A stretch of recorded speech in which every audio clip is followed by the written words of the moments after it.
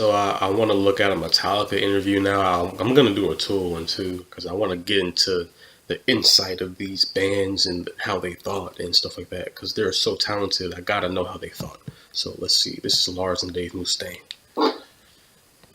It's difficult for me to comprehend that the only thing that you feel when you look back on the last 20 years is rooted in the Metallica thing. Okay. I'll explain in as simple terms as I can, not to stultify you, but to just make it really easy. I had nothing, then I had everything, then I had nothing again. And it was okay going from nothing to everything to nothing. Hold on, because from what I've heard so far from Metallica fans, that they say that he was kind of like a drunk guy who would start stuff basically, and they kicked him out the band. So he lost everything. Is that what happened after that? Like he, didn't have nothing. Then he got into the band, got rich, and then they kicked him out or something like that. So let's go back. I had nothing, then I had everything, then I had nothing again. And it was okay going from nothing to everything to nothing, but then having someone stand on the back of my head and keep me underwater made it even harder for me. I've been erased from any involvement. The quotes that I was never meant to be in here anyways, it was just filling a spot, I was just a temporary guy, I was a fucking loser and drunk, I got kicked out. All the horrible things that were said immediately after my firing. I agree, I should have been fired because I was dangerous because of my disease. But watching for so many years, the band continue to become successful and successful and successful, and us to never address, the way that I was let go. My God, Lars, you guys woke me up and said, you know what, you're out. And I asked you, what, no warning? I said, no second chance? And you guys said, no, go. Good God, man, I didn't get a chance. And I've lived, and yeah, maybe for some people, 18 years is a long time. For me, it seems like yesterday. I look up and I see the guys that I love, that are my extended family. I remember, all I had was my mom. All I had was you and James. We had dreams together. And I sold... This is deep. Maybe for some people, 18 years is a long time. For me, it seems like yesterday. I look up and I see the guys that I love, that are my extended family. I remember, all I had was my mom. All I had was you and James. We had dreams together. And I sold everything to join that dream. And then it ended.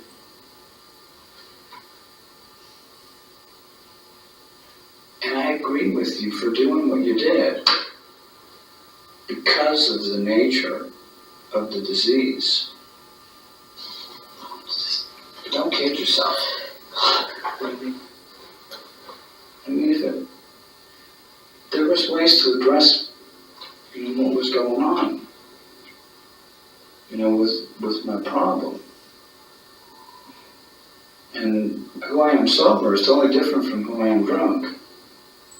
We never gave it a try. We never gave it a chance. Would it have worked? As much as I loved being with you guys, I'm sure it would have. Coming down to the part about the violence,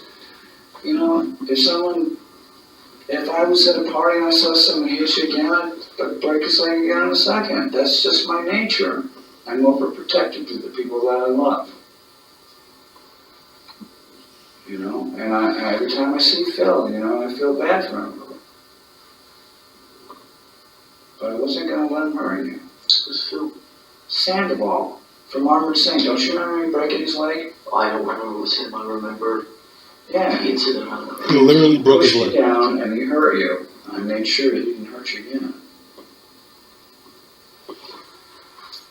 You fuck with my band members.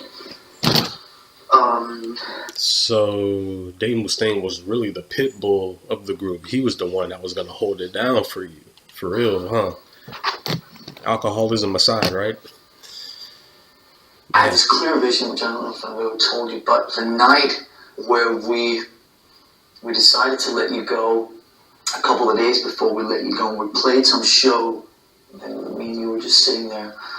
I think we were smoking some pot and being very mellow, and I just remember this clear vision of just being overwhelmed with sadness and emotion about what was about to go down literally like 8 hours after that.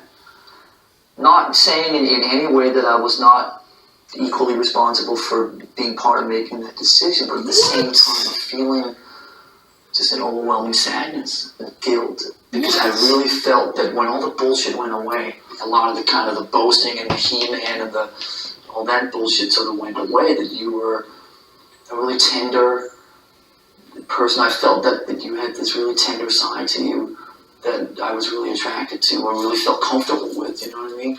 And I think that's always been there. And that's why I think I sought you out. I'm not mad at you, Lars. You know, and I don't want anything from anybody. You know, I still have my dreams. I'm glad that James is getting help. I really am. I wish that James was here. So many of the most like talented bands had like so many. It was a lot of drugs and alcohol involved, man. Gosh, bro. Like, I wish Cliff was here. I understand though. I mean, hey, I understand. I'm not judging either. I'm just saying. But what do you say? You know, and I don't want anything from anybody. Right. You know, I still have my dreams. I'm glad that James is getting help. I really am. I wish that James was here. I wish Cliff was here.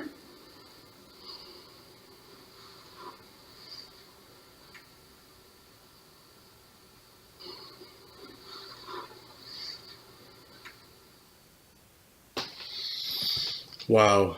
So really, it turns out that it was just the alcohol and, like people say, I don't know. 21 years in the Army, the Special Forces. Oh, sorry, hold on. Like the alcoholism really put. It was really like the driving force, I guess, is what I heard in that interview. And if that was kind of taken out of the picture, the alcohol abuse, then it probably would have worked. But they didn't really give him a chance or warnings or a sitting down or maybe, from what he said, no warning, no second chance. Like they just said, no, get the F out of here. So what was he doing that made it that bad? Like, wow. I mean, I remember seeing a few things on VH1 where they depicted him as being some type of madman, but it's just very deep, man. It's very, very deep.